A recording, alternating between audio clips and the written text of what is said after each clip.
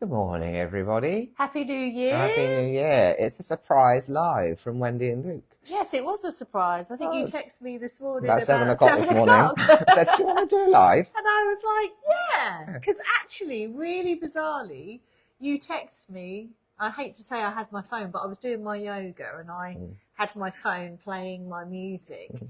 And as I was meditating on my mat, I was actually thinking of you, honestly, and I thought, oh, I haven't heard from you in a while. I must contact you. Yeah. And you literally text. Yeah, so we haven't seen each other since before Christmas. No.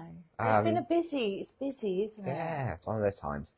And so I thought we'd just do a spontaneous live. Yes. And we decided we would each talk about 3 things that we recommend for wellness in 2025. And these would be 3 things that we are also doing for ourselves. So we're not just preaching it, we're also practicing it. Yes. Or trying to, as best we can. Without judgment if we fail. Absolutely. That's key. So this morning we are here with our coffees. What do you have? Yes, I have just an Americano from our coffee roasters in Southsea. And this is actually the Southsea blend. And you have...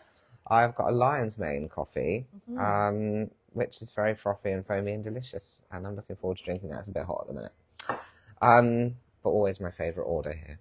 Oh, yeah, you do like the... I do like them. Well, it's supposed to be good for focus, isn't it? Yes, I've been having lion's mane every morning because I bought myself I treated myself to a fancy coffee machine. What, for Christmas? Yeah, well, just because. Well, life's too short for shit. Oh, I shouldn't say that. Crap coffee? Crap coffee? Children aren't following me. It's all good. No, that's true. So yeah, and I've been putting a little scoop of lion's mane in every morning. Oh, good. Have you noticed? I think so. You're going to be a member of Mensa in the next few weeks. Yeah, so it's been interesting.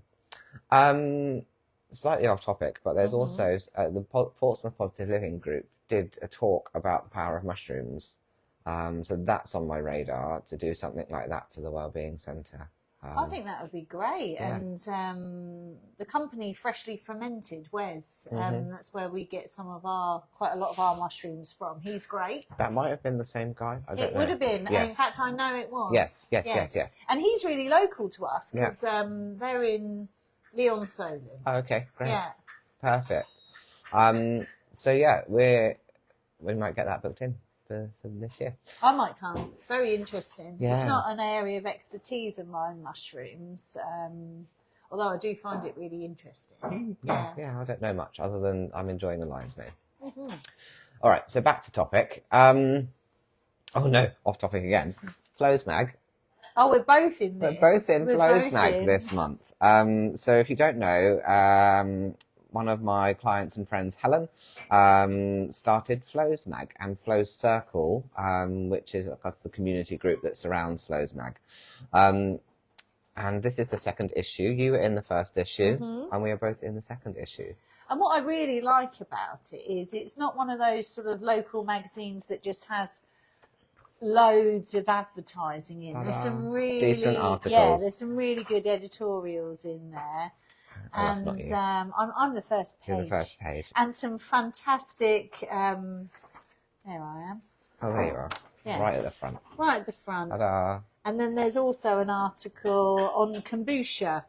So I think it's nearer the back. But yeah, really good. If you see one, definitely pick it up. So we've got these to distribute here and also at my Wellbeing Centre. Yep. And you went to the networking group with Flow Circle. Tell us about that. Oh yeah, I know that was out of your comfort zone. Totally.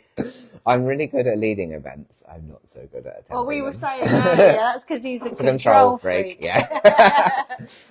So yes, he hosted a networking event yesterday at the Tides Cafe in Fareham Marina, which I've never been to. It was beautiful, right on the waterfront. Very nice. And yeah, it was busy. And I walked in and I went, shit. And I walked back out.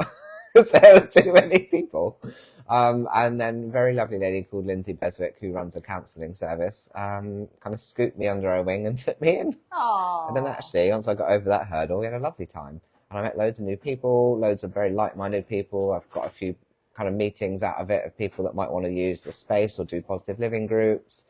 And I've met a bunch of people that I always kind of talk to or comment or like online, and then now I've got faces to names. Oh, that's fantastic. Yeah, it's really good. I'm going to try to come to the next one, because it was on a Wednesday. I'm Yeah, in my Southsea Apothecary then, so I couldn't come. But yeah, I'm going to have to book it out so I can come. Yeah, well, I'll find out what our next date is and we'll look at that. It was good. Oh, okay, one more thing. How was Budapest? Oh, I loved it. So I went to Budapest over the Christmas because I just didn't want to do Christmas. In fact, I don't think I ever want to do Christmas again. Good.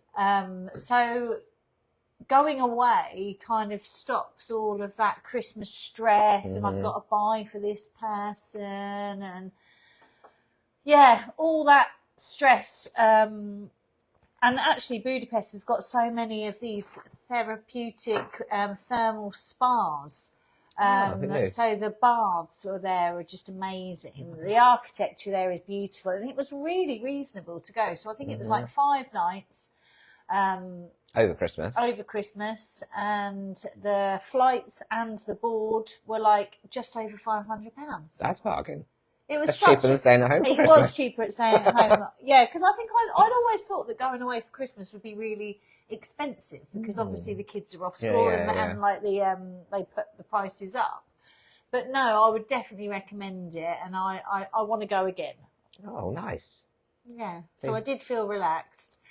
But unfortunately, I came back and I got really ill. Oh. So I don't know if it's sitting on the plane. We were delayed for about 3 hours coming back. And yeah, I had that horrible like cough, flu. A lot of people talking about this. I mean, I've escaped it, but a lot of people have been talking about it. Yeah, it wasn't nice. I think if I wasn't a herbalist and I wasn't dosing myself up on all of my lovely medicines, I think I would have been in bed for at least a week. Wow. But as was, I mean, I was pretty ill, but still feel a bit tired, but I'm generally okay now. At least you didn't have it while you were on holiday. That would have been worse. No. Yes. We've got to be thankful. Yes. This is one of the things that we're going to be talking about, isn't it? Yeah. We need to be positive. Yes. So we have both come up with 3 things. So you get 6 goodies from us today that we think will improve wellness or maintain wellness in 2025. And so we're probably going to just go one each until we've finished all 6. That work? Yeah. Go on, you go first. Oh, pressure. So this is really quick thinking, because we only knew we were doing this morning. But the first thing that I thought of when you mentioned it was not to put unrealistic goals on yourself. You know, it's so, I don't do New Year's resolutions anymore, because I think sometimes when you don't achieve them, you give yourself such a beating for not achieving what you'd set out to do. So you have the opposite effect almost, don't you? Yeah, and then you sort of, for me personally, if I don't achieve what I wanted to achieve, I beat myself up, and then I get into the mode of, I failed, I might as well do it even more. Yeah. So little goals, little achievable goals, thinking be more like the tortoise rather than the hare in that fable.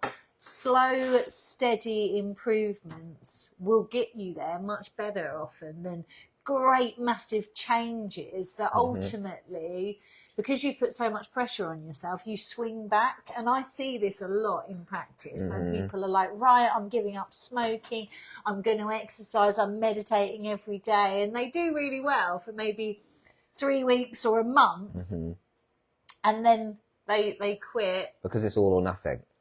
Yeah.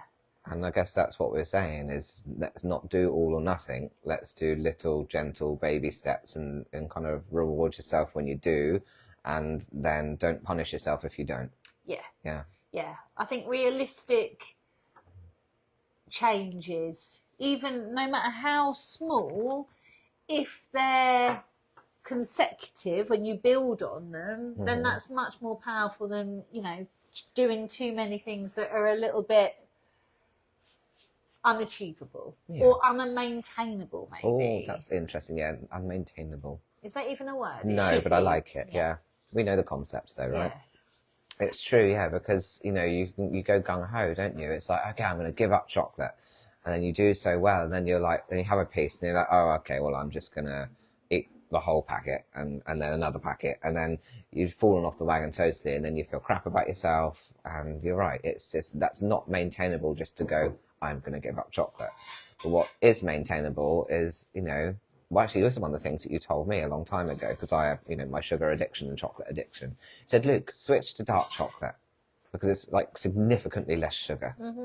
I'm so wise. Yeah, and I did, and that really worked for me for a period of, you know, for a decent period of time until I got over the kind of need for chocolate at all, really. Because now, actually, funny enough, if you open my fridge, I don't have any chocolate in there, which is unusual. And so, but that switch to dark chocolate was really maintainable. Yeah. You know, so small things. So your top tip, what's your number one? Well, one of them I was going to go into was my sugar-free aspect. And it kind of links to what we were just talking about. So for me, as you know, the big part of my kind of since September onwards, really, from last year, was that I was going on a ketogenic diet. And the main purpose of that for me, twofold, really. One was that I was having issues with kind of anxiety and blood pressure. And then the other was that I wanted to kick my sugar addiction. And I've done both of those things. Oh, that's amazing. Yeah. And so I'm not 100% keto now, but it doesn't mean that I won't ebb and flow in and out of that. However, I have kicked the sugar addiction, and my blood pressure and anxiety is under control. That's really good. And so I achieved the two things that I wanted.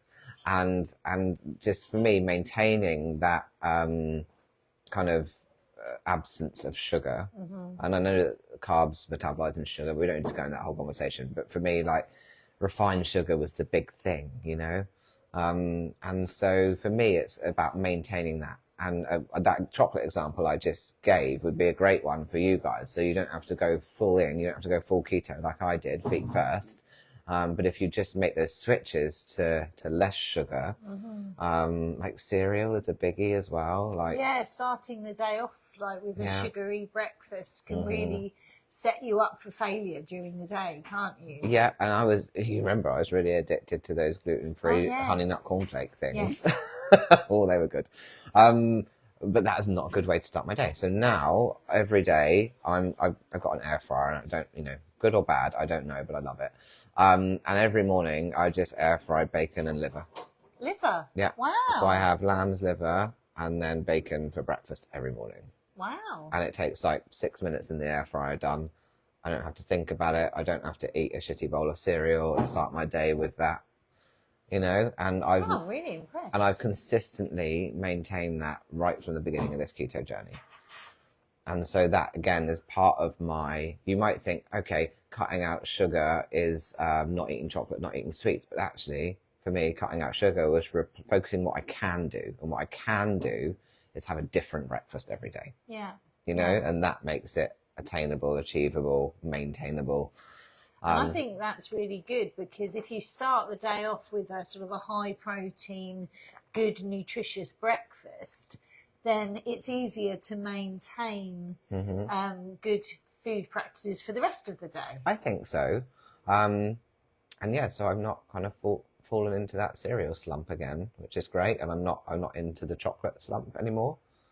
Even over Christmas? I mean, no. Christmas, really? So no, how did you manage that? I had the odd piece, but I didn't have the addiction. I didn't have I need a piece and I must finish the packet or box. I didn't have any of that. That's really impressive, because I think a lot of people do find that the Christmas period very, very difficult, because you're visiting family, there's all those social pleasures, and people don't understand when you say, oh no, I'm not eating sugar. It doesn't really compute. You get looked at like an alien, don't you? Yeah. Yeah. Strange, isn't it? Oh, so well done. Thanks, yeah. So, you know, I feel positive that I can maintain that by those thinking about what's the thing I can have rather than what's the thing I can't have. Yeah. That makes sense. Are you still making your special cheesecakes, your keto cheesecakes? Yeah, at the moment I'm on I found just like a very basic cake recipe that's keto, and then I'm playing with that so I can make all kinds of variations of cake. Oh, lovely. And so I'm really enjoying that at the minute. Oh, good. So it's given you a bit of a... Oh, we got a thumbs down. We've got a, that's probably the liver. Yeah, probably. So do you think that this keto journey, has that helped you to get more creative in the kitchen? Yes, I think once you find a good few recipes, and there are loads of books, of course, but once you find a good few recipes, like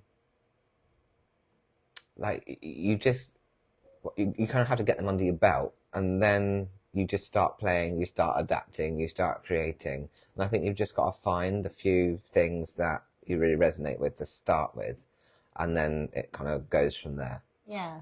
Yeah. So it's quite. That's good. Yeah. Okay. Right. What's your second one? So I think it links with your no sugar. I think how I've been working it with my patients now is to kind of look at the ultra processed foods. You know, we've talked about the ultra processed foods, and I try and tell people to stay away from anything white or beige. So white being the white refined flours, obviously sugar, pasta, pastries, white or beige. Those foods tend to be the ones that are higher in refined sugars, refined starches, and will peak your blood sugar. So starting there, rather than advising people to go full keto, because I think that sometimes is an unachievable goal for a lot of people. It really depends on how willing somebody is to change and how desperate they are. So, you know, with you jumped right in because you were motivated to change. I was ready. I think ready is the word. But I find a lot of people aren't ready unless they're in a lot of pain or their illness is such that they'll do anything. And then you can work with somebody to sort of make that drastic change. But I think starting slow and getting rid of the ultra processed foods, anything that comes in a packet, anything that's sort of white, beige, refined flours and such, is a really good way to start. So cutting down on those white and beige foods is probably one of the top tips. So cutting down, I think emphasis on that, you know, instead of going the whole hog like I did. Maybe. It really depends where you're at, because some people are all or nothing. And those people do really well. And it does depend on why you're doing it. You know, so a lot of people that I work with have chronic illnesses. So they are like you, they're ready to change. But I think for the general population, we all know that we eat too much refined and processed foods. We all know that these are food-like substances. And I think we all can agree that we need to eat less of those foods to maintain optimal health. Good. Okay. So my next one is posture. Posture. Look how I sat up straight. And yes, I'm a yoga teacher, and yes, my posture is terrible.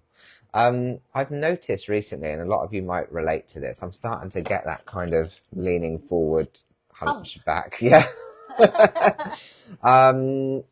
Which actually, you could say runs in my family. You know, we've seen that generationally through my mum's side of the family. But regardless of that, I don't want it. And I also know I spend too much time doing this, you know, looking down at my phone and slumping over the laptop when I'm working or sitting on the sofa, you know. Yeah. And I think that's modern life, or just even in the car as well. One of the actual great tips that I was once given in the car is you put your rear view mirror up a bit higher, so you have to sit up to look out of it. That's quite clever. But just last week, we did our Fareham Positive Living group, and we had a lady called Helen Davies come along, and she taught us about a program or system that she works with called Bones for Life. And she did this little exercise with us to correct our upper spinal posture in seconds. Okay, so I thought we could do that together. Okay, and then I'm up for this. Yeah, and then we can see how we feel about our posture, and you guys can join in too and see if that makes an improvement. And so you want to take your hand, and we're going to put the fingers behind the back of the neck. Sorry, we should have done this on opposite side, shouldn't we? And then your thumb comes into your collarbone here at the front. Okay. So you've got your thumb at the front, yeah. And so you've got a slight part in your fingers. They're not clenched together. And if we look up, what happens? My neck crunches my little finger. Yeah, so your fingers come closer together, right? Yeah, yeah. And so if we look down, I'm going to bump my microphone here. What happens? Yeah, they go apart. Yeah, fingers come further apart, right? And so what do you think we want to do with our neck or our spinal column? Lengthen it. Yeah, so we want the fingers to come apart, Yes. right? Okay, so we pop them back. And what we're going to do is we're just going to just keep adjusting ourselves. So we kind of sit up tall. We're going to bring our chin back. So not down, but back. And we're going to keep those fingers separated. Keep leading with that little finger as it lifts up through the ball of the head. And it straightens the spine. And can you just feel a difference there with your spinal alignment? Yeah? And then so try and hold it, but remove the hands. And how do you feel? Yeah. Lengthened. And so this, for me, feels like a really unnatural posture because I'm used to being like this, right? Yeah. So when I have to do this, I've got different muscles working. I might feel a few more aches and pains when my muscles have been sat in incorrect position for a while. Yeah. And so you want to almost lean into that discomfort as you elongate and try and relax the shoulders. And then just observe what that feels like. You can even stand in front of a mirror and just check, do I look more aligned? Is my chin in the middle? Is it off to the side?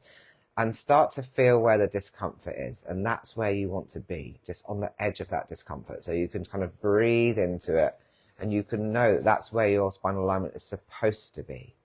Does that make sense? Yeah. And so the more that you do that, the more you're going to be consciously aware of it. And then the more you're going to continually recorrect yourself until that discomfort goes, right? And so this is all the discomfort is highlighting where your posture's wrong and where you've been tense and stuck in the wrong position.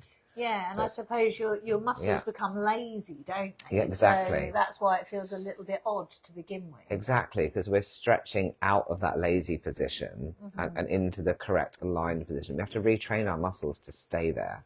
And we know that when we start working muscles, they hurt a little bit until they get used to how they're supposed to be. So this is a top tip. Yeah. And I think that leads into, well, it wasn't one of my third. I can't actually remember what my third tip was. But you saying, you talking about being on your phone, social media. I mean, I've definitely taken much more of a break. I actually deleted Facebook off of my mobile a long time ago. Also Instagram. So if I do, well, I don't really go on Instagram at all, but if I need to go on Facebook for business, I tend to have to go on my laptop. So I think that's really helped. But personally, I do find that when I do spend time looking on Facebook, it makes me irritated. Yeah, drags your energy down. It really irritates me. And I just think that actually I want to spend more time. I think I need to pay somebody to come and do my social media. Do you know? So that actually I don't want to do it. It's like more of a pragmatic approach of this is draining me, it's not working for me, it takes up my time. So pragmatically, I'm going to just pay someone to do it. And then it takes it off of your to-do list, off of your energy, off the weight of your pressures. Because I think the thing is you go onto Facebook, or I'll go on there thinking, oh, I'll just check my messages. Because people do message for business. And then you end up doom scrolling, don't you? For honestly, hours. I do it all the time, and I wake up and I do it, and I don't even know. And quite often, I'll go, oh, what am I doing? Come out of Facebook, and 3 seconds later, I'm back in there, and I haven't even realised. It's so weirdly addictive.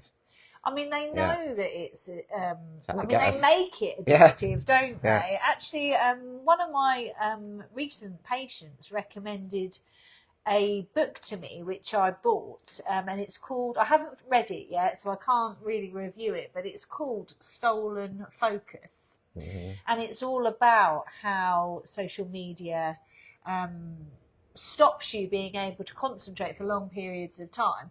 And just reading the back of it, it says that people today, on average, cannot concentrate for more than 3 minutes. Oh, really? That makes a lot of sense, though. It does, doesn't it? Do you know what's really scary? My daughter, who is 7, asked me the other day if she can have a YouTube channel. I was like, no, you cannot. But children in her class, and she's actually decelerated a year, so her children that she's in class with are 6. And they have YouTube channels. They've got mobile phones.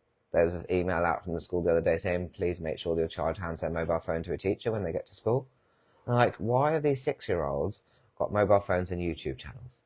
It's terrifying to me. Well, it's a worry, isn't it? When you think of, I mean, me personally, I know how much it brings my energy down. It's a tool, isn't it? It's a tool. It can be a tool for good, yeah, like this. Like this, yeah. But you're right, you get sucked into the doom scrolling or whatever else. Yeah. So I think for me, I'm going to really think about how often I log in and how I'm going to work that from a business point of view, because actually I really don't want to be on there.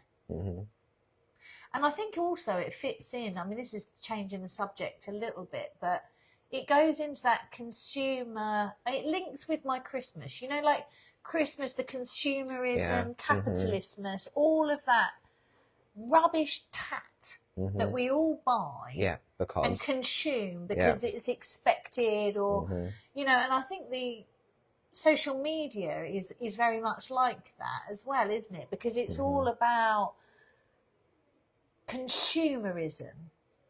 And I don't, listen, I need to pay my bills, as we all do, but I think it's about perhaps having less, or consuming less, or maybe consuming more mindfully. Consuming more mindfully, I like that. And not just consuming in terms of purchasing or eating, but consuming what you energetically allow in, such as social media. Yeah. Right. That really leads on to my final one. Oh, does it? Yes. It's like we planned it. They've been very in sync. I want to talk about accessing the subconscious mind and how we feed or consume our subconscious mind. Because very deep. Yeah, well, we're going deep in the morning. But also very simple. Okay. So Facebook, doom scrolling, getting sucked into stuff that makes you feel miserable is a classic example, right? Because all of that's feeding your subconscious. I'm getting really stressed at the moment about queer bashing on social media. It seems like every other post that comes up on my feed is anti something to do with LGBTQIA people, right? Pretty much everything on my feed is, and then all of these kind of laughs or likes or loves or, you know, comments that are just people being very anti, and that's affecting me as a queer person, and I can't feel comfortable with that. And then so I'm doom scrolling, and all of that anger and frustration and what's going on in the world, why are people like this, is consuming me. It's accessing my subconscious. And so doom scrolling is one of the things I probably should put on my list to stop, but I can't realistically. I don't know if I'm going to stop. Well, now. Little steps. But more about that. It's like, what am I allowing to access my subconscious? So things like social media in that respect, the news, which I don't listen to or watch the news anyway. I don't have newspapers, nothing like that. But I've done that for years. But that would be a top tip recommendation from me, because all that stuff is just adding fear and anxiety and stress and anger to our subconscious system. But the biggest thing in that respect around accessing the subconscious is sleep time. Sleep time. Yeah. So when we sleep, that's how we access our subconscious. Our dream state is a subconscious state. Yeah. Right? And particularly as we're falling asleep, what we're putting into us will take into dream time, will take into subconscious. How many times have you watched something before bed or read a book or something and then dreamt about that thing? You know? And so a lot of people will go to sleep reading crime novels or having read the newspaper or just watched the news. Or a lot of people will just sleep to the TV. And all of that stuff is just going straight into the subconscious. Yeah. And so for me, for bedtime, I always, and have consistently done this for years, and we do the same for our children, either play positive affirmations or the whatever however many 432 megahertz or whatever it is. Music, you know, the Yeah, binaural beats. Yeah. Or something. So every night we play that for us and for the kids. And actually we made our own affirmations for the kids. Oh, I love that. And so they play on repeat in their bedrooms at night. And we have the same for us. So, but at the moment I'm using the binaural beats. And so for me, that is feeding my subconscious. I don't have to do anything. Like so easy. Yeah. Right? And then I'm not taking anything that I've just scrolled on social media before I've turned the light off and gone to bed that has stressed me out. I'm not taking that into dream time. I'm replacing it with something healthier, something better. Yeah. And I think with positive affirmations, I recommend them a lot. But people will think that they can do them for a couple of days and it's going to change. Yeah, so many people. Oh, they don't work. Okay, I said it once. Oh, yeah, of course it's not going to work. Yeah, it's a lifetime. Repetition, because to get into your subconscious, you really do need to repeat them, but also feel them. Yeah. You know, I mean, I think it's fake it till you make it. Just repeat them initially. I think very much like that with affirmations. And you can use, because, you know, let's say it's an I am statement. So, you know, I am healthy. But you might not actually believe that. You might go, but I've got X, Y, and Z, and of course I'm not healthy. So they'll say I'm healthy 3 times and go, oh, it didn't work. But actually, what if you go, I am willing to be healthy? The baby step, like the bit right before. And what if you have, I am willing to be healthy, playing on repeat all night long for 8 hours a night, you know? And then you times that by 365 nights a year. Yeah. That's how affirmations start to work. Oh, we got a thumbs up for that one. Thank you. Yeah, I think that's where people possibly do go wrong with the affirmations, because I think it's so much easier, isn't it, to believe the negativity? You know, and it's so easy to get into that repetitive thought form. And of course, society is very negative because happy stuff doesn't make sell. money. Also, we're meant, from an evolutionary perspective, well, I don't know if evolutionary is the right word, but early humans are meant to be pessimistic because it's fight or flight. You know, you had to survive. You had to decide, you know, is that wild animal over there, is it cute and fluffy and can you cuddle it, or is it going to kill me? And so you had to go on the pessimistic side and say, no, it's going to kill me, because otherwise you would lose your life. So as humans, we're kind of engineered to be pessimistic. And then, of course, that gets played on through capitalism, through media, through everything else, making us feel bad about ourselves and then subsequently buying more stuff. And so we're kind of engineered through society, through life, through humanity to be pessimistic. So we have to work extra hard to do the opposite. You really do. You really, really do. But I think the easiest way is to just do it through the night when you're asleep. There's no effort involved at all. Yeah, and also I think sometimes, you know, when you recognise that you're going into a negative loop or a negative thought form, and just saying stop, and then replacing that with something really positive, or just being in the moment. I think I notice it when I dog walk. So one of my pet peeves when I dog walk is other people walking their dogs that are on the phone. And I mean, it makes no difference to me, but I just think that they're missing out on the time spent with their dog. It's a lovely experience. You're out in nature, your dog's really happy. So when I'm out with my dog, I try and be as present as I can, you know, and I'm observing him, the weather, and even if it's not a particularly nice sunny day, actually just being thankful for having the ability to be out, having the ability to be able to walk, to have my dog, to enjoy that, and being in the moment. I mean, it's a bit of a cliche, I know, but if you're... But things are a cliche for a reason, right? Yeah. Yes. Great. Well, that's our top tips done. That was good. Yeah. They're very aligned. Yes. Weirdly, given that we just made this up at 7 o'clock this morning. Well, not even then, actually. We hadn't confirmed till about 8, so we kind of had an hour's notice to come up with this. Yeah.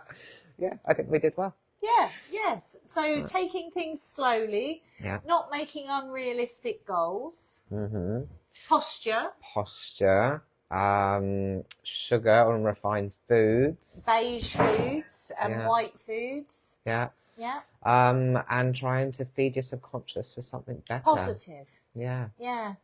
And staying off social media. I mean, I know that you guys are on social media now, but I think we could all probably benefit from halving our time on social media. I think just being conscious of what you're looking at. You know, am I doom scrolling? Stop. Yeah. Or am I watching a content video like this that's amazing? Keep going. You know what I mean? What is this doing to me? Is this making me feel good, or is this making me feel bad? Yeah. And if you recognize that, then you're probably right. You would half it just in knowing what makes you feel bad and what makes you feel good. So being more selective. Yes. Yeah. Yeah, definitely. And I think you would definitely half it. Yeah. Yeah. Good. Well, there you go. Lovely. Happy Friday. Happy Friday. And we will try and do this more, because we've been absent probably since November on this, haven't we? I think we needed a break, though, don't you Yeah. know? I think probably both of us a little bit burnt out. I know I was at the end of the year. 24 was it's my summary of 24, so 25 has to be better. Yeah, and I think self-care is so important so that we don't allow ourselves to burn out. That was what your last one was going to be. That was my last one, yeah. So we've got a 7, we've got a bonus one. Here we go. Yeah, bonus one, self-care. Factor it in. Mm-hmm. Really Factor it in. important. You know, getting out in nature, breath work, crafting, reading, spending time with friends, just meditating or just being. Can you commit to one thing a day of self-care? One thing. Even if it's 10 minutes. Yeah. You know. Yeah. Painting your nails. Yeah. Choosing a healthier breakfast. Yeah. Putting on affirmations. All the things we've said, they're all self-care. Just pick one thing. That's how you make it achievable. Pick one thing a day. Yeah. Yeah. Love it. On that note, bye-bye. Bye. See you later.